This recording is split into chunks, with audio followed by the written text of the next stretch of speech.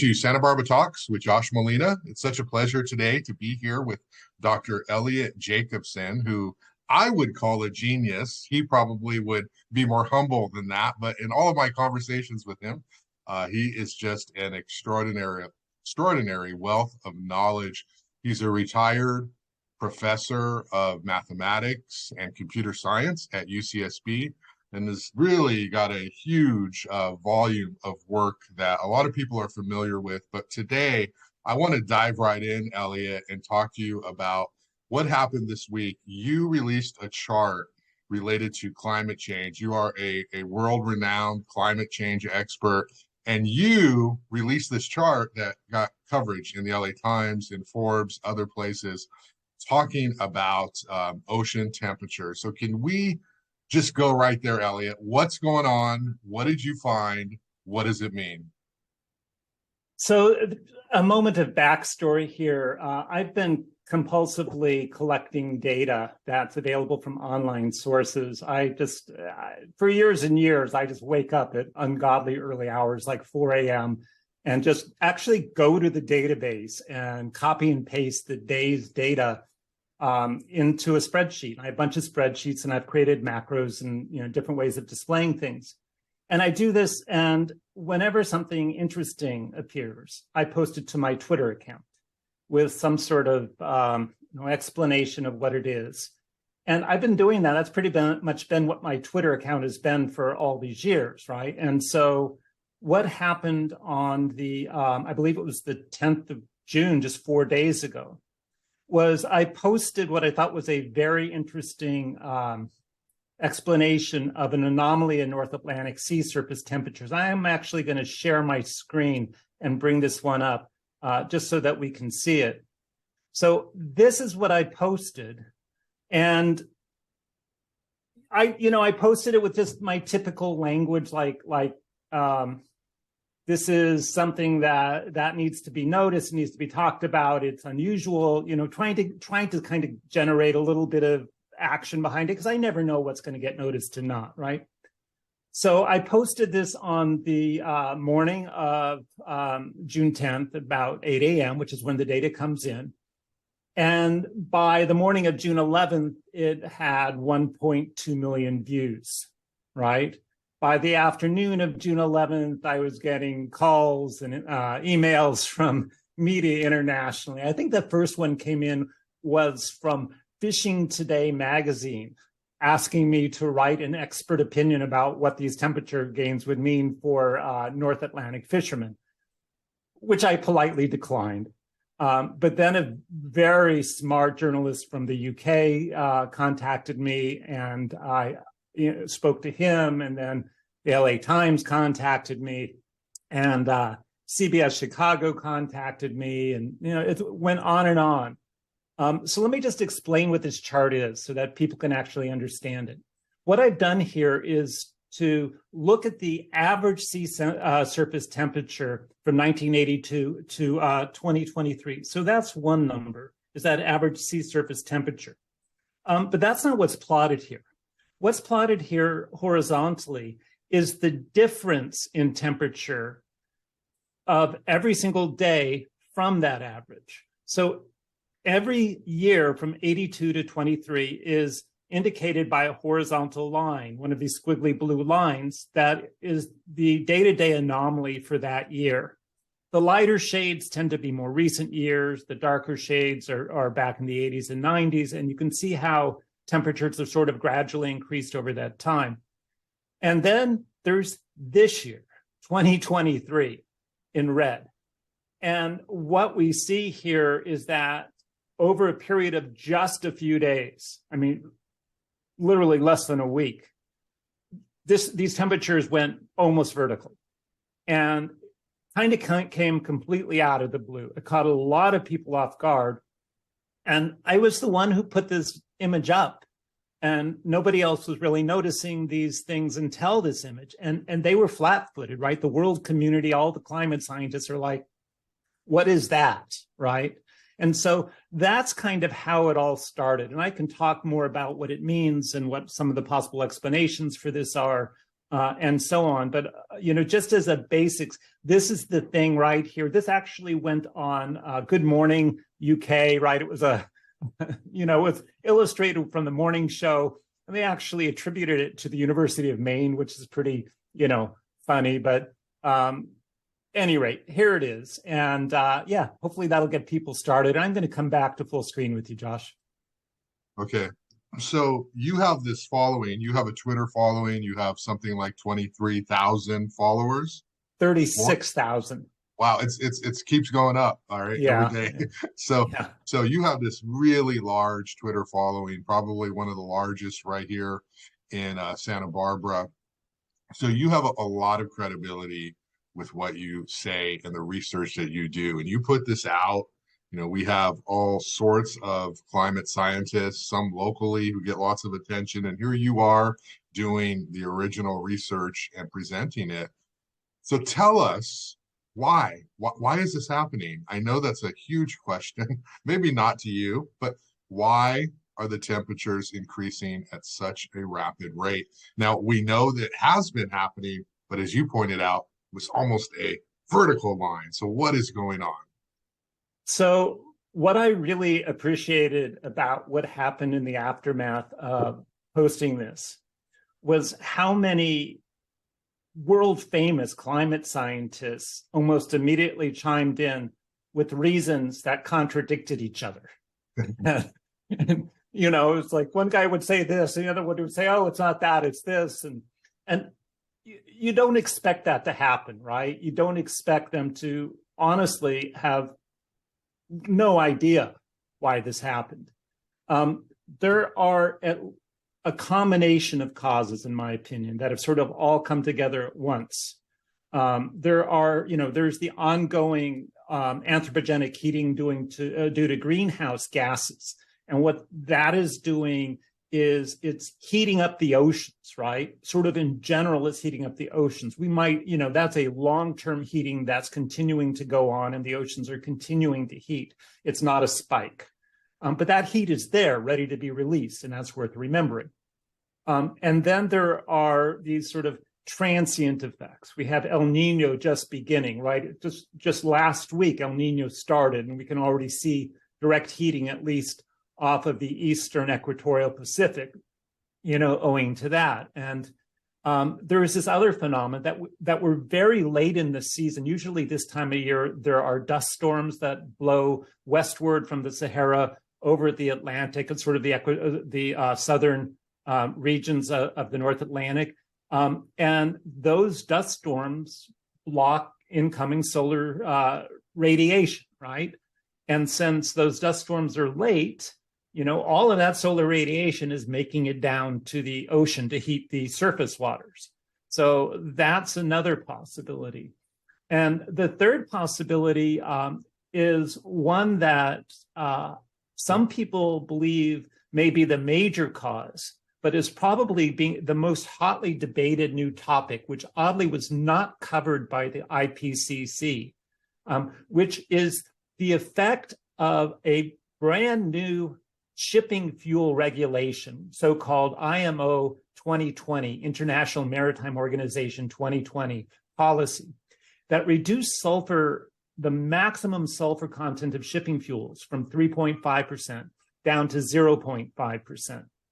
This reduction is huge. Shipping fuels were the dirtiest fuels on the planet, right? You could see their trails from outer space. It's like imagine diesel trucks we used to see in the 70s, pouring out smoke. I mean, that's what these things are. And now suddenly their fuels are clean. Now, why does that make a difference?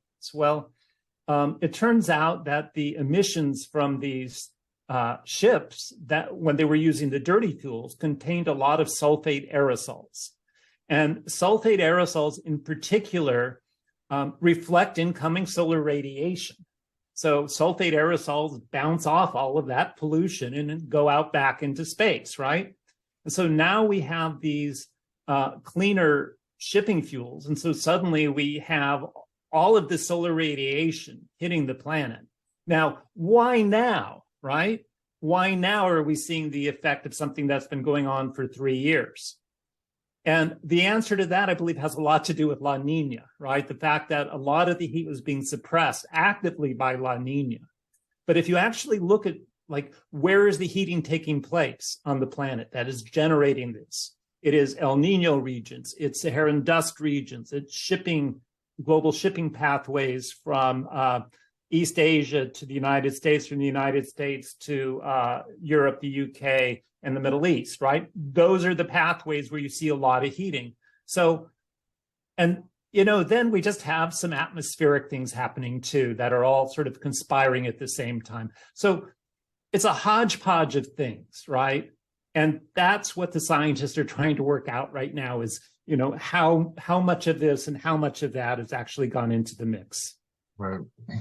So you are what's known in this field as a doomer, right? Yes. You embrace that term. That is not Absolutely. a pejorative term from your pejorative. perspective. No way. So let's talk about that because this issue's polarizing.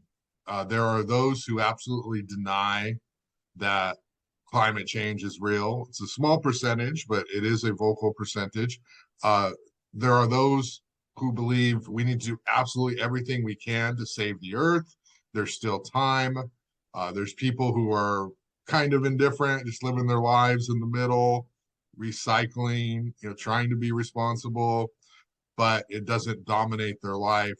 But there's you, who is a doomer, who I'll let you explain it, but as I understand it, you sort of feel like there's no hope at this point of fixing it. So talk to me about what that means. Oh, I just want to go to that word hope, because if you don't use the word hope, you can't get an article published in mainstream media, right? You can't write a book. You can't become a public speaker on the top of climate change without the word hope. As I'm sure your educated listener base knows, hope is the one evil that Pandora didn't release, right? When she opened the box, right? It was the last evil that was put in the box. And if you actually look at the etymology of the hope as described by Pandora, in the myth, the word has been translated into the word hope, the modern word hope. But a more careful translation would be deceptive expectation, right? So what is the evil? Deceiving to create expectations. So we're living in a world of unlimited growth where our paradigm is growth, right? Where we talk about growth of income or growth of families, or we're going to get a better job, a nicer house, more stuff, right? We're going to grow the economy, grow our savings account. Everything is about growth, right? The population is, of course, growing. Whereas the reality is that the planet is not capable of sustaining growth, right? So we live in the paradigm, the cult of unlimited growth. And that is the deceptive expectation. So when somebody uses that word hope, right, that is saying, we hope that we can maintain this completely failed paradigm of unlimited growth, right? And that someone will come along and do something to let us do that. Whether that thing is, transition to electric vehicles and solar and wind, whether it's to get this or that political party elected, or persecute this or that politician, whatever it is, right? Everything is focused around this paradigm, this hoax, right? That we can have unlimited growth.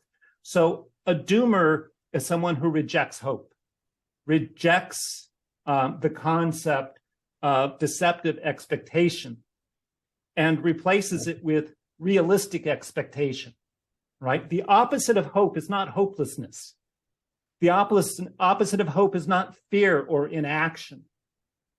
The opposite of somebody who has hope for our future is somebody who has realistic expectations, right? And so that's what I consider myself as a doomer.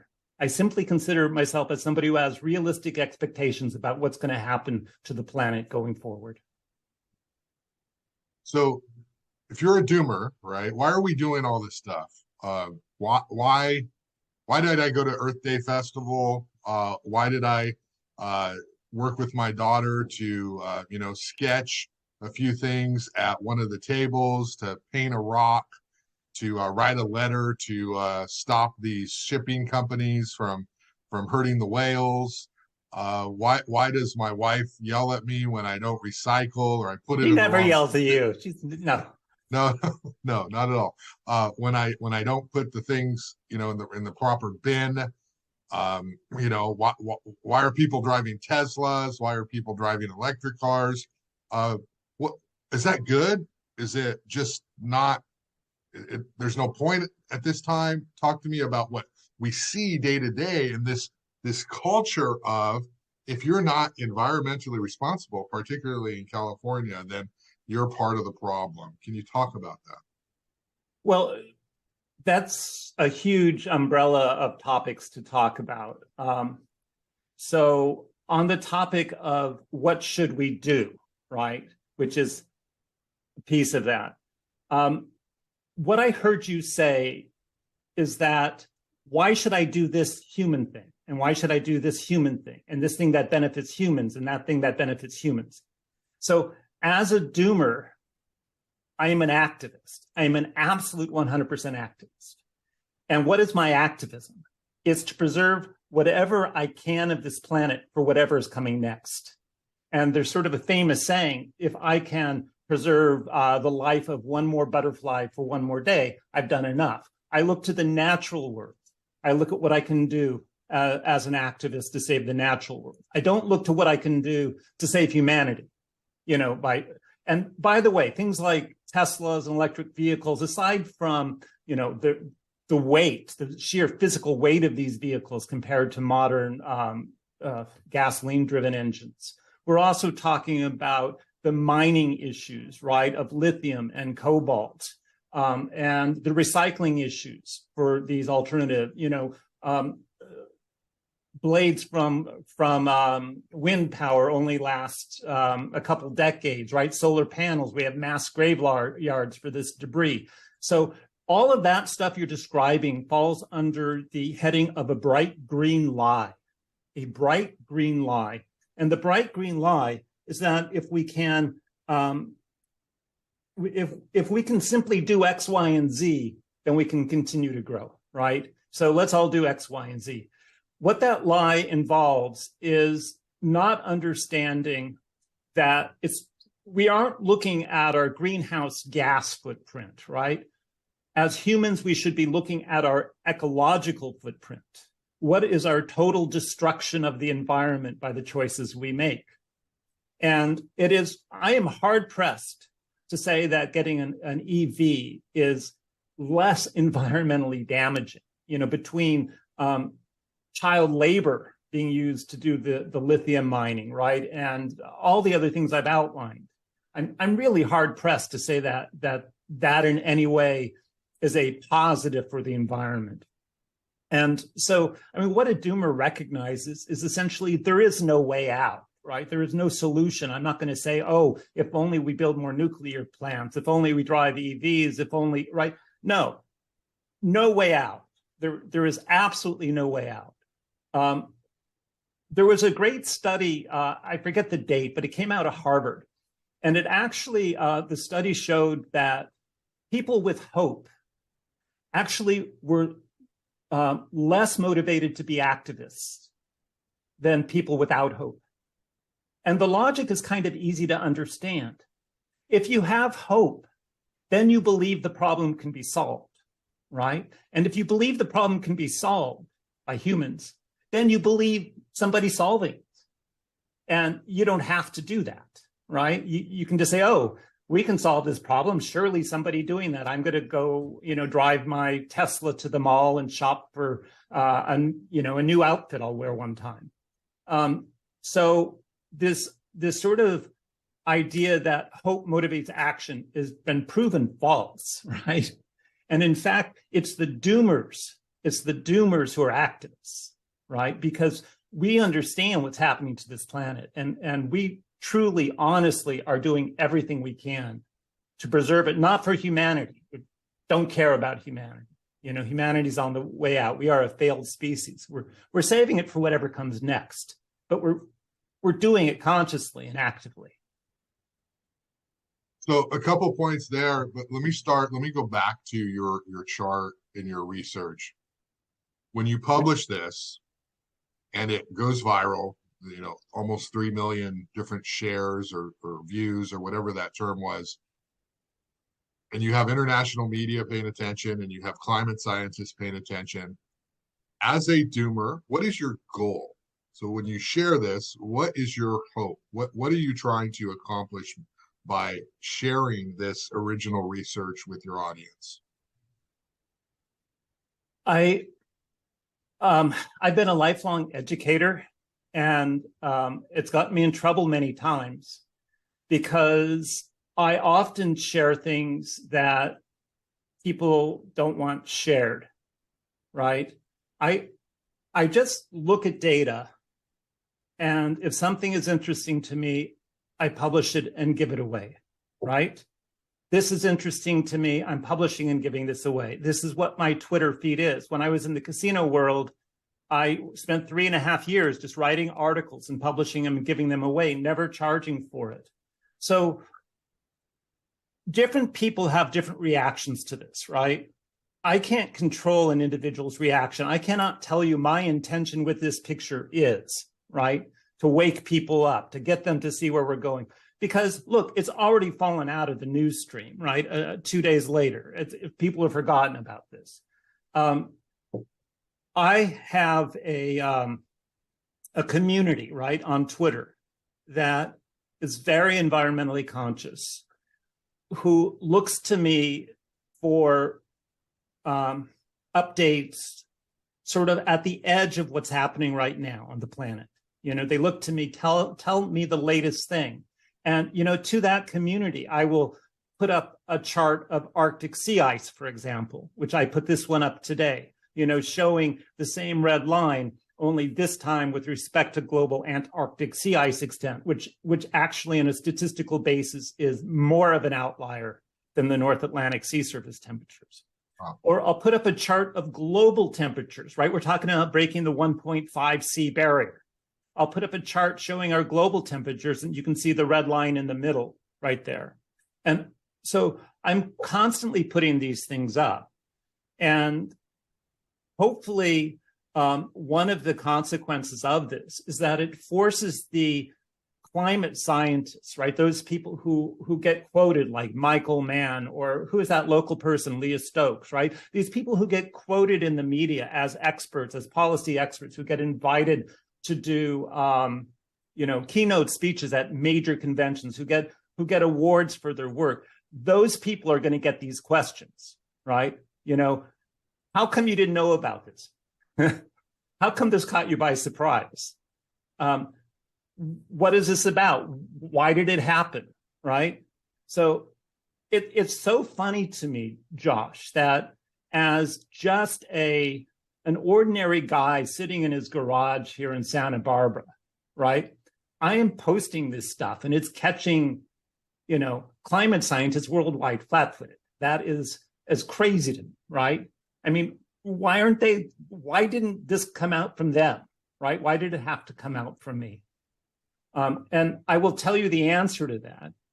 It's that I am not a climate scientist. And if I were, I would have to worry about my career, what my colleagues thought about me. If I were to put out something that was fringe, would I get, disinvited from conventions or have harder time getting my grants? If I was to, lead with the sort of most anomalous of anomalies, rather than just sort of sticking to peer-reviewed research and have that be me, what would be the consequence to my career?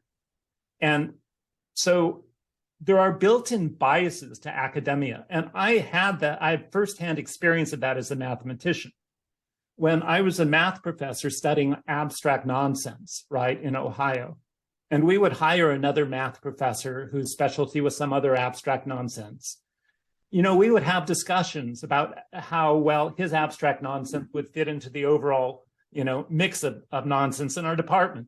And when I say abstract nonsense, you have to understand that PhD mathematicians produce nothing of value, other than deepening theories that have no applications whatsoever or even intrinsic value.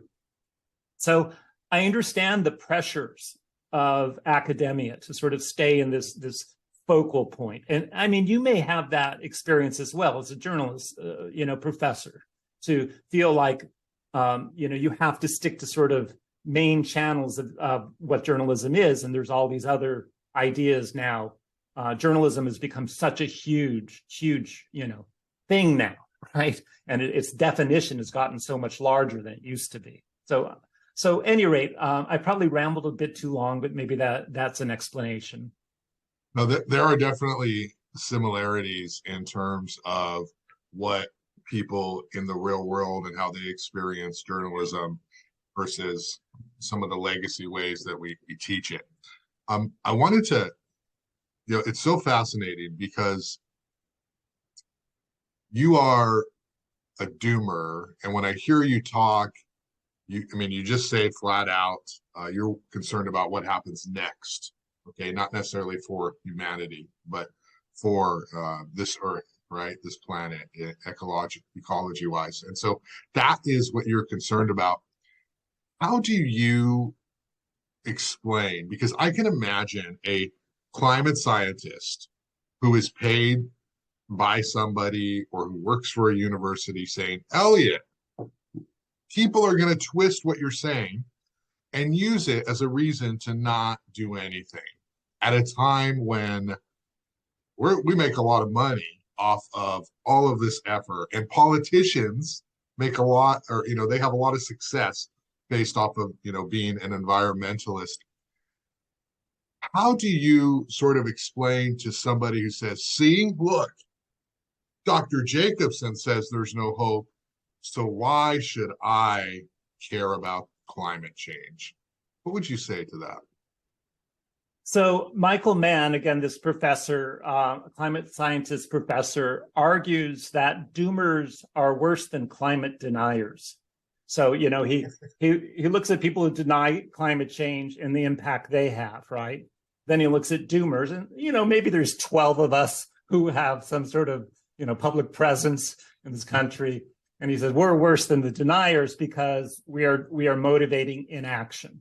And I argue over and over for action, right? So the question is not, how is somebody going to twist my words? Because that's not in my control. The question is, what are my words, right? And my words over and over and over involve action, environmental action. So it's out of my control that people want to twist that. And I don't fight against it. I mean, honestly, there are so many people who are willing to twist things to mean other things these days that's a downhill battle. I battle armies of trolls in my Twitter feed. There are agencies out there who are funded to troll climate science and COVID and other things, right? By the thousands, they'll just come up and fill your feed with their memes, whatever they've been instructed to do that day.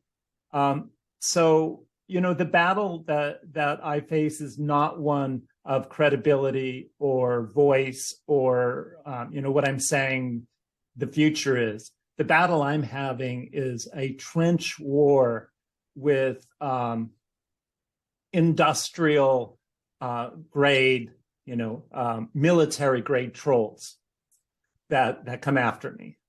And until you've experienced that, right, you don't really know what that is. Maybe you have experienced. I don't know what your comments in your channel gets.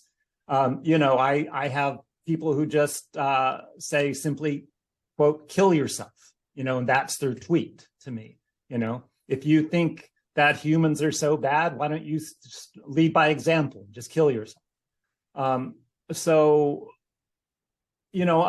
It just doesn't seem like it's the most important issue that people say, oh, I can do anything, and then they just go and do anything, because it doesn't really matter to a large extent what they do anyway. I mean, the end result is going to be the same. Yes, I would prefer people see. I'm conflicted about all green technology, so I don't want to go tell people to, use solar or wind. Right? I certainly don't want to advocate for biomass and cutting down swarms, forests of trees to, power the electricity of Germany. Right? So, I mean, there's so many things that I wouldn't advocate to begin with that fall under green technology. So if someone says, oh, because of Jacobson, I'm not going to go green, that might be the best choice, anyway, at this point. One of the things that I do around Santa Barbara is I walk a lot. I'm sure many of your audience have seen me out walking. I walk hundreds of miles a month. I'm out, 6 days a week, walking 4, 5, 6 miles around town. I do most of my shopping by walking, right? I go to places that I to meet people by walking. That's better than a car, right? That's better than a bicycle. It's I love Nick. If Nick started walking, Nick Welsh, right? Our favorite bicycle guy. Nick's on a first name basis. We know Nick. Yeah. I mean, he loves bicycles. I would rather argue for walking. So, there are ways that we can reduce our footprint. Walking is increasing your footprint, but you get what I mean. And in ways that are just,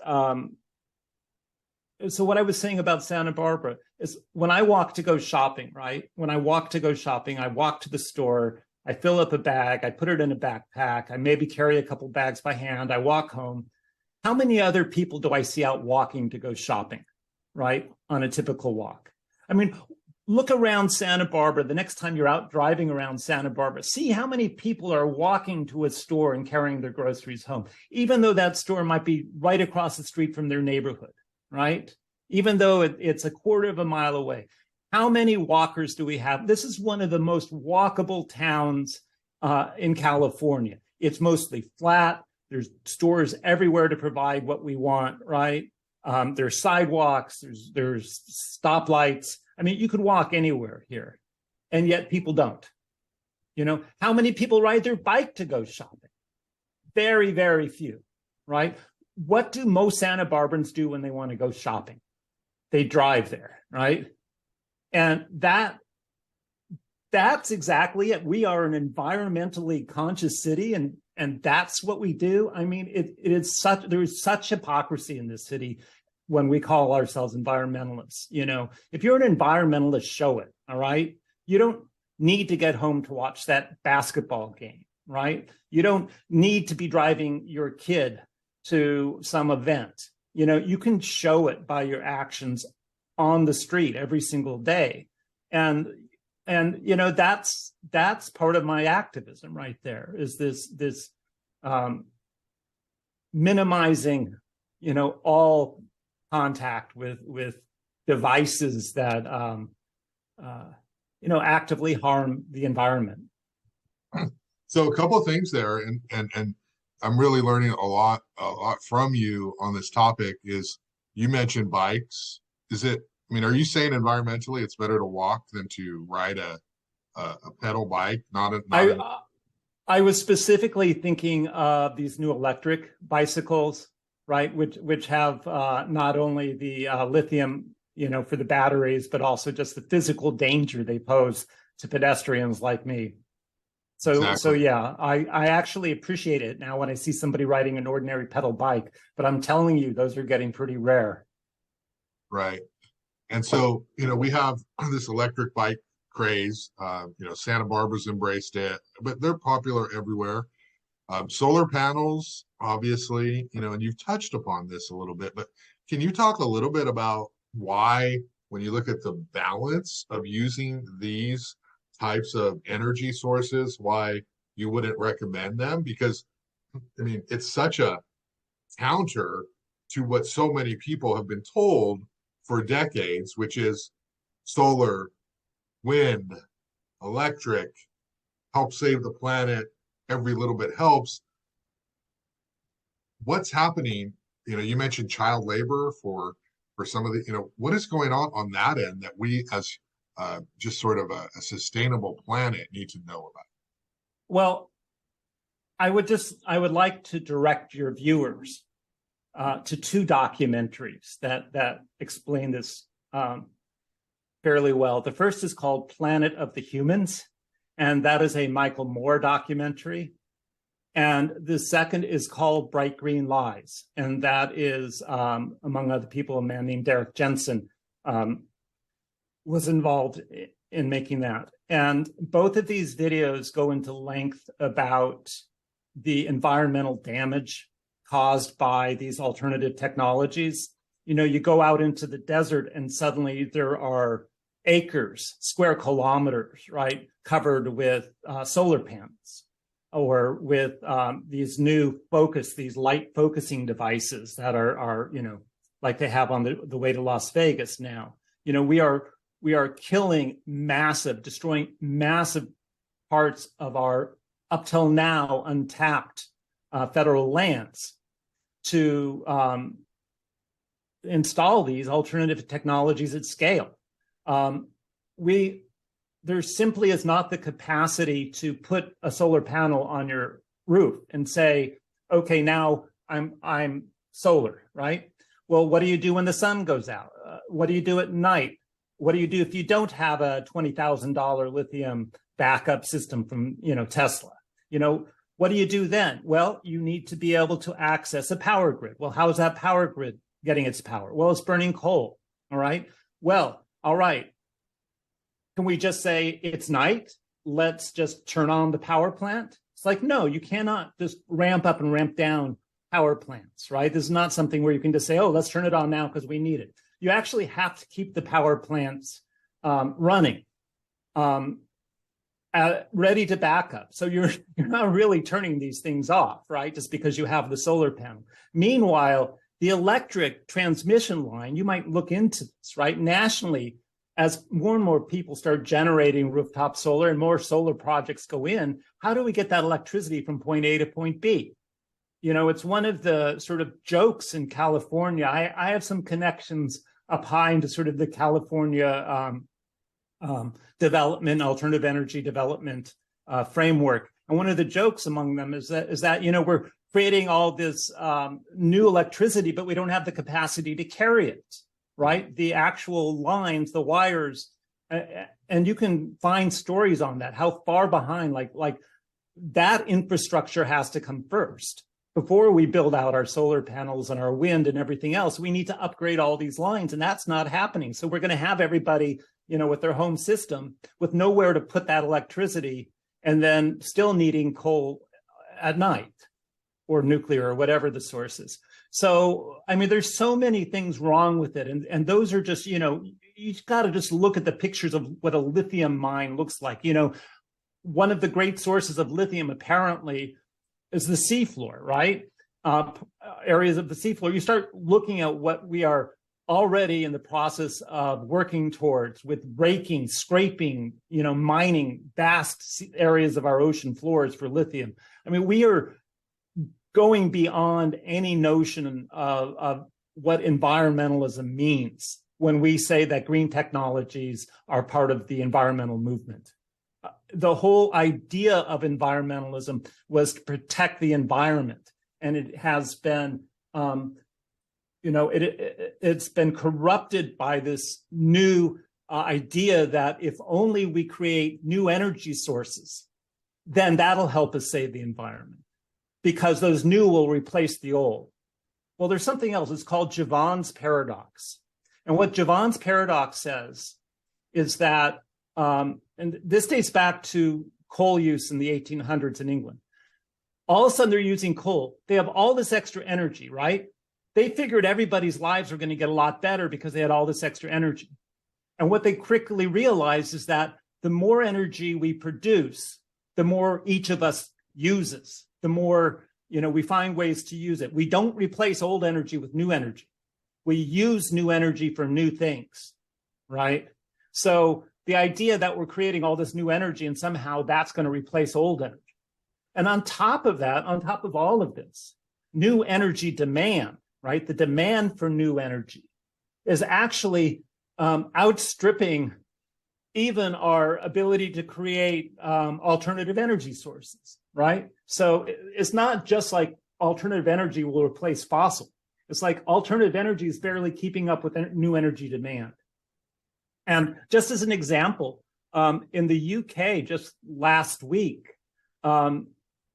they had a heat wave. It wouldn't feel like a heat wave to us, mid 80s, but to them it was. And they didn't have enough electricity. They had to fire up old coal plants to start generating electricity to meet the demand from the air conditioners. And that's called the doom loop. The doom loop. The idea of a doom loop is that as we create worse and worse conditions, we need to consume more and more energy to be able to even mitigate the increasingly worse conditions, right? So we are now in the situation where more and more energy is needed just to keep conditions human survivable in places.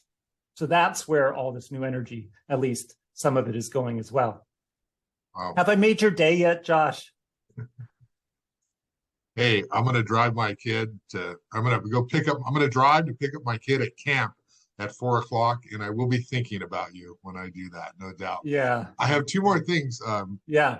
Eliot, is people who don't know you may get a perception that you're kind of, if you're a doomer, you're kind of a down kind of a guy, not very excited about things or life. But I know the opposite from knowing you a little bit.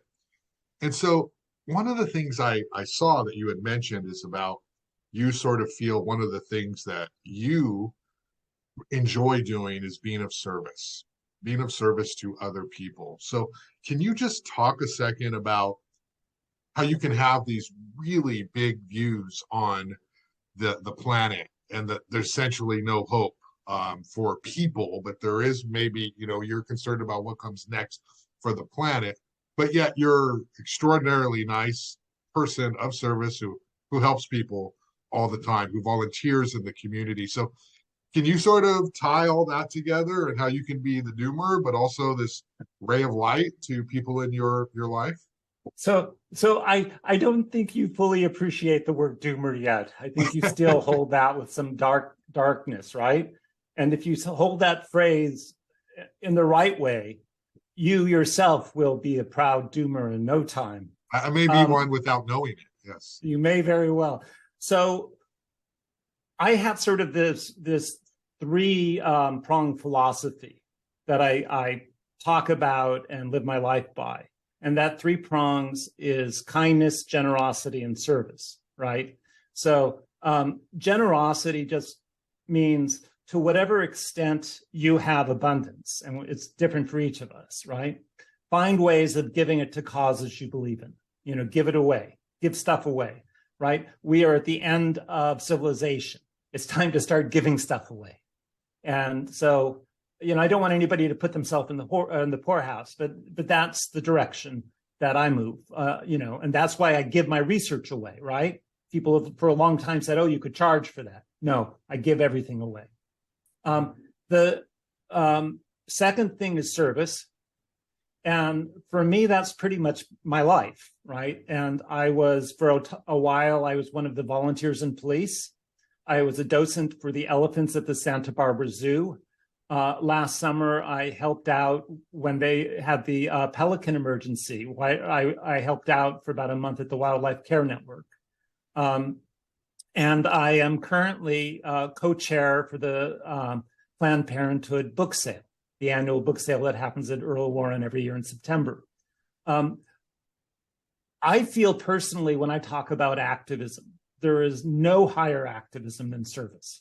Service means you are doing something with your eyes looking out. You're not asking for what's coming back to you. You're asking for how you can give, right? So when I talk about activism, that is what I mean as service is part of that activism, right? Service is part of just my framework for preserving what I can for whatever comes next. And, there are some causes that I'm better at than others. I found it very hard to work around pelicans. I have allergies, and it's not my style. But this is the same thing. My wife has exactly the same philosophy, that we both try and live lives of service and give it away. And that is just, it's a way of conducting yourself through what are arguably the hardest times humanity has ever faced in its collective history on this planet, and what's to come. And just the third thing is kindness. I mostly fail that. I mean, I think over and over again of times I could have been kind and I wasn't kind. So that's more of an aspirational thing, right? And it's just something that I keep reminding myself over and over again, that I want to live my life with kindness towards other people, kindness towards all beings, towards all life. So for me, that's the kind of philosophical structure that holds it all together for me. Well, I guess my last question is, and you'll laugh at this, but it is a literal question. How much time do humans have left on this planet? So I thought that was going to be your first question.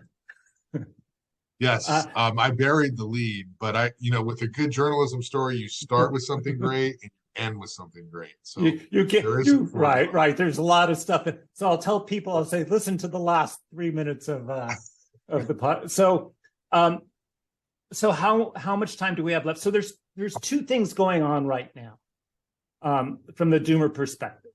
One is the collapse of global industrial civilization, and the other is the sixth great extinction, right?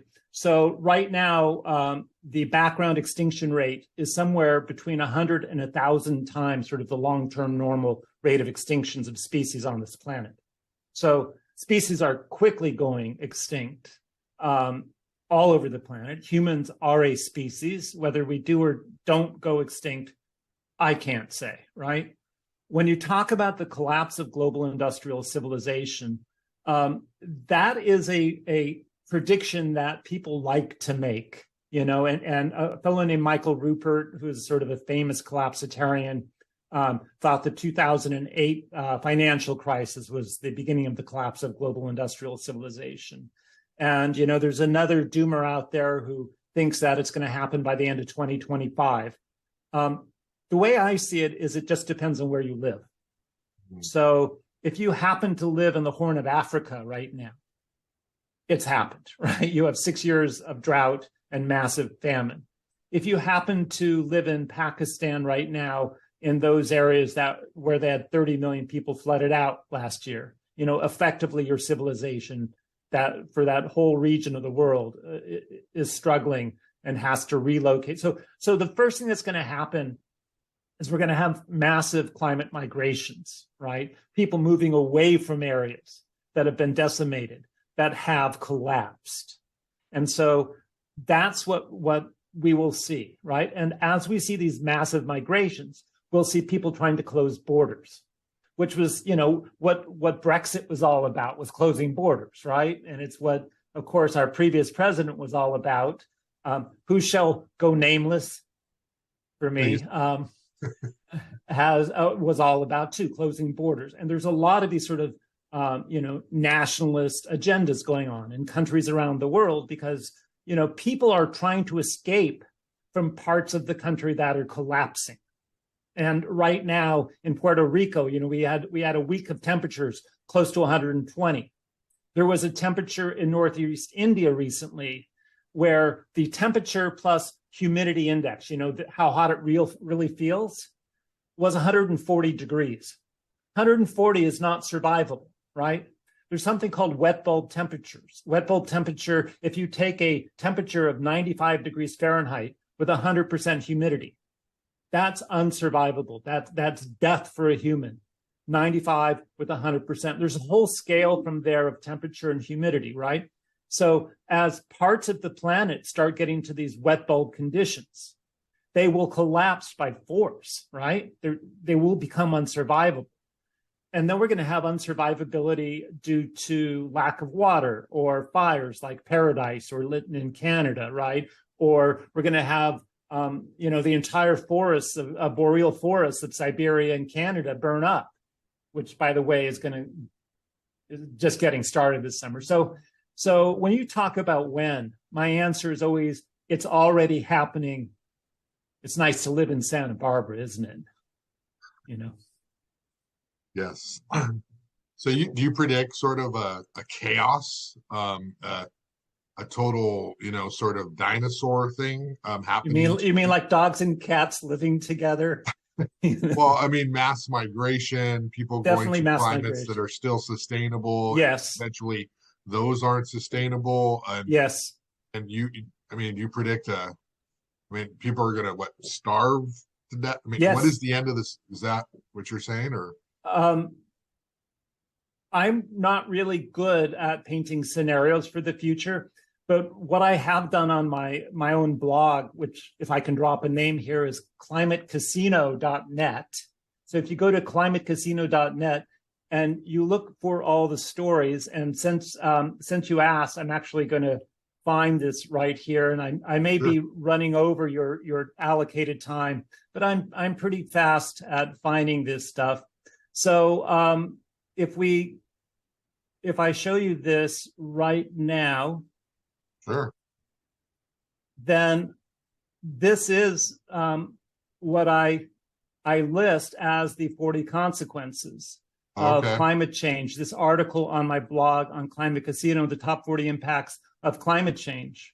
And I have references to these, the ones that seem more obscure, but this gives you a sense for what's coming, right? It's not one thing or another. It's all of this stuff. You will get whatever your local location happens to be, most inclined to. Like we got, the rainstorms in January, or we got the Thomas fire, right?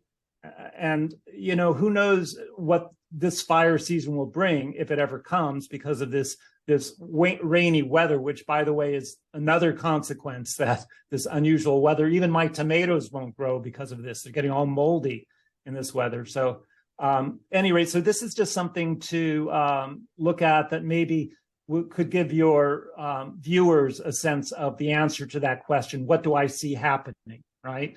I mean, at least those 40. I have a longer list of 77 things that I think are going to happen. Right. And this week, Eliot, how many media sources have you talked to? How many calls have you fielded? Well, I turned down a keynote in Bangladesh. Oh no, in Pakistan. Yeah, I turned down a keynote there. So. Wow. Well, I think a few. I don't know. It's I think what happens is that people look at my stuff, and then they look at my credentials and they say, okay, he's a math professor, right? But we really need a climate scientist. And a couple of times I have pointed these media sources to other people like that, who I think share my perspective and understanding, but have more credibility. And one of them in particular is a man named Leon Simons, who is a climatologist from the Netherlands, who I've sent quite a few people to. So yeah, maybe 20 would be a safe guess for how many have contacted me, and the stories they've written have gone international. You refer them to people who practice hopium, I imagine. Yes. I don't think so, but maybe a little bit. Yeah. Well, yeah. Dr. Eliot Jacobson, I appreciate you taking time to explain all of this and offer your perspective and offer us a window into this really expert, smart analysis of what's happening with our planet. And thank you for taking time to be on the show. And I look forward to talking to you again soon. Thank you, Josh. This has been a real pleasure. Thank you so much for having me. Thank you.